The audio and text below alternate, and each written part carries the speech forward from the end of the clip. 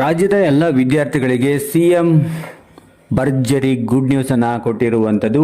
ವಿದ್ಯಾರ್ಥಿಗಳಿಗೆ ಇದೊಂದು ಒಳ್ಳೆಯ ಒಂದು ವಿಷಯ ಅಂತಾನೆ ಹೇಳ್ಬೋದು. ಸರ್ಕಾರದಿಂದ ಉಚಿತವಾಗಿ ಎಲೆಕ್ಟ್ರಿಕ್ ಸೈಕಲ್ ವಿತರಣೆ ಮಾಡಲು ಇದೀಗ ಸರ್ಕಾರ ಮುಂದಾಗಿರುವಂಥದ್ದು ನೋಡಬಹುದು. ಇಲ್ಲಿ ಇದಕ್ಕೆ ಬೇಕಾಗಿರುವಂಥ ಎಲ್ಲ ದಾಖಲೆಗಳ ಬಗ್ಗೆ ಈ ಕೆಳಗೆ ವಿವರವನ್ನು ನೀಡಲಾಗಿದ್ದು, ವಿದ್ಯಾರ್ಥಿಗಳು ಎಲ್ಲ ಮಾಹಿತಿಯನ್ನು ತಿಳಿದುಕೊಂಡು ಅರ್ಜಿಯನ್ನು ಸಲ್ಲಿಸಬಹುದು.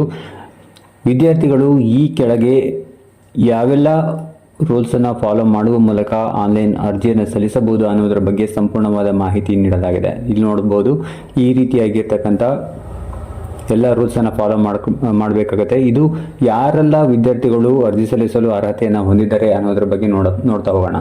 ಮೊದಲನೇದಾಗಿ 8, 9 ಮತ್ತು 10ನೇ ತರಗತಿ ವಿದ್ಯಾರ್ಥಿಗಳು ಈ ಒಂದು ಯೋಜನೆಯ ಲಾಭವನ್ನು ಪಡೆಯಬಹುದು. ಉಚಿತವಾಗಿ ಸೈಕಲನ್ನು ಪಡಿಬೇಕು ಅಂತಂದರೆ ಆನ್ಲೈನ್ ಅರ್ಜಿಯನ್ನು ಸಲ್ಲಿಸಬೇಕಾಗತ್ತೆ. ಸೊ ಇಲ್ಲಿ ಈ ಒಂದು ಯೋಜನೆಯ ಪ್ರಾಮುಖ್ಯತೆ ಬಗ್ಗೆ ನೋಡೋದಾದರೆ, ಮೊದಲು ಗ್ರಾಮೀಣ ಪ್ರದೇಶದ ವಿದ್ಯಾರ್ಥಿಗಳಿಗೆ ಈ ಒಂದು ಆದ್ಯತೆಯನ್ನು ಕೊಡಲಾಗಿರುವಂಥದ್ದು. 5 ರಿಂದ 10 ಕಿಲೋಮೀಟರ್ ಒಂದು ಡಿಸ್ಟೆನ್ಸ್ ಅಂದರೆ ದೂರವನ್ನು ಕಾಲ್ನಡಿಗೆ ಅಥವಾ ಯಾವುದೇ ಒಂದು ವೆಹಿಕಲ್ ಮೂಲಕ ಬರ್ತಾ ಇದ್ದರೆ ಅದು ಅವರ ಒಂದು ಶಿಕ್ಷಣಕ್ಕೆ ತುಂಬಾ ಸಹಾಯವಾಗುತ್ತದೆ ಈ ಒಂದು ಸೈಕಲ್ ಕೊಡೋದ್ರಿಂದ ಅನ್ನುವಂಥದ್ರ ಬಗ್ಗೆ ನೋಡ್ಬೋದು. ಇನ್ನು ಈ ಒಂದು ಯೋಜನೆಗೆ ಬೇಕಾಗಿರುವಂಥ ಎಲ್ಲ ಸಹಾಯವನ್ನು ಸರ್ಕಾರ ಮಾಡ್ತಾ ಇರುವಂಥದ್ದು. ಇನ್ನು ಯೋಜನೆ ಉದ್ದೇಶದ ಬಗ್ಗೆ ತಿಳ್ಕೊಳ್ಳೋದಾದರೆ, ಶಾಲಾ ಹಾಜರಾತಿಯನ್ನು ಹೆಚ್ಚಿಸುವಂಥದ್ದು ಮೊದಲ ಒಂದು ಉದ್ದೇಶವಾಗಿರುವಂಥದ್ದು. ಪ್ರತಿಯೊಬ್ಬ ವಿದ್ಯಾರ್ಥಿಗಳು ಕೂಡ ಶಾಲೆಯನ್ನು ತಪ್ಪಿಸದೆ ಶಾಲೆಗೆ ಬಂದು ಹಾಜರಾತಿಯನ್ನು ಹಾಕಿಬಿಟ್ಟು ಇಲ್ಲಿ ಉನ್ನತ ಒಂದು ಶಿಕ್ಷಣವನ್ನು ಇಲ್ಲಿ ಮಾಡೋದಕ್ಕೆ ತುಂಬಾ ಸಹಾಯಕ ಆಗುತ್ತೆ.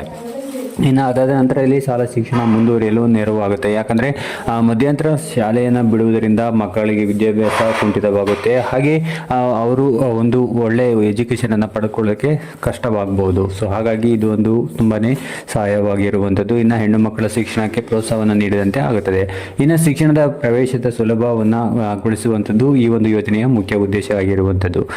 ಇನ್ನು ವಿದ್ಯಾರ್ಥಿಗಳಿಗೆ ಆಗುವಂಥ ಪ್ರಯೋಜನ ಇದರಿಂದ ಏನು ಅಂತ ನೋಡೋದಾದರೆ, ಒಂದು ಸಮಯ ಉಳಿತಾಯ ಸೇರಿದಂತೆ ಓದಿನ ಮೇಲೆ ಹೆಚ್ಚು ಗಮನ ಹರಿಸೋದು, ಹಾಗೆ ಆರೋಗ್ಯ ಜೀವನ ಶೈಲಿಯನ್ನು ಇಲ್ಲಿ ಸುಧಾರಿಸೋದಕ್ಕೆ ಈ ಒಂದು ಸೈಕಲಿಂದ ತುಂಬ ಸಹಾಯಕವಾಗುತ್ತೆ. ಇನ್ನು ಆರ್ಥಿಕ ನೆರವು ಸೇರಿದಂತೆ ಹೆಚ್ಚಿನ ವಿಶ್ವಾಸ ಕೂಡ ಇಲ್ಲಿ ವಿದ್ಯಾರ್ಥಿಗಳಿಗೆ ಬರ್ತಾ ಇರುವಂಥದ್ದು. ಇನ್ನು ಅರ್ಹತಾ ಮಾನದಂಡಗಳ ಬಗ್ಗೆ ನೋಡೋದಾದರೆ, ಇವರು 8, 9 ಮತ್ತು 10ನೇ ತರಗತಿ ವಿದ್ಯಾರ್ಥಿಗಳಾಗಿರಬೇಕು, ಸರ್ಕಾರಿ ಶಾಲೆಯಲ್ಲಿ ಓದ್ತಾ ಇರಬೇಕು, ಹಾಗೆ ಶಾಲೆ ಮತ್ತು ಮನೆಯ ನಡುವಿನ ದೂರ ಮಿನಿಮಮ್ ದೂರ ಇಂತಿಷ್ಟು ಅಂತ ಇರಬೇಕಾಗುತ್ತೆ. ಇದ್ರ ಬಗ್ಗೆ ಎಲ್ಲ ಮಾಹಿತಿಯನ್ನು ತಿಳ್ಕೊಳ್ಬೇಕಾಗುತ್ತೆ. ಈ ಹಿಂದೆ ಯಾವುದೇ ರೀತಿಯಾಗಿರ್ತಕ್ಕಂಥ ಯೋಜನೆಯ ಲಾಭವನ್ನು ಪಡೆದಿರಬಾರ್ದು.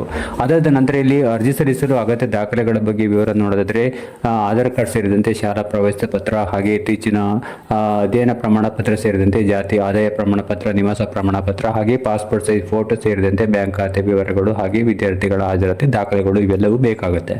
ಇನ್ನು ಅರ್ಜಿ ಸಲ್ಲಿಸುವ ವಿಧಾನದ ಬಗ್ಗೆ ನೋಡೋದಾದರೆ, ಅರ್ಜಿ ಸಲ್ಲಿಸುವ ಡೈರೆಕ್ಟ್ ಲಿಂಕನ್ನು ನಾನು ಡಿಸ್ಕ್ರಿಪ್ಷನ್ ಬಾಕ್ಸ್ನಲ್ಲಿ ಕೊಟ್ಟಿರ್ತೀನಿ. ಒಂದು ವೇಳೆ ಲಿಂಕ್ ಬಂದಿಲ್ಲ ಅಂತಂದರೆ ಲಿಂಕ್ ಅಂತ ಕಾಮೆಂಟ್ ಮಾಡಿ.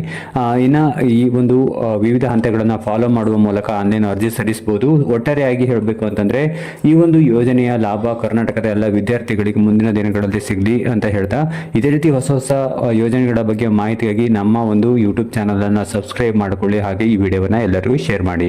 ಮುಂದಿನ ಒಂದು ಹೊಸ ವಿಡಿಯೋದೊಂದಿಗೆ ಮತ್ತೆ ಸಿಗೋಣ. Thank you for watching.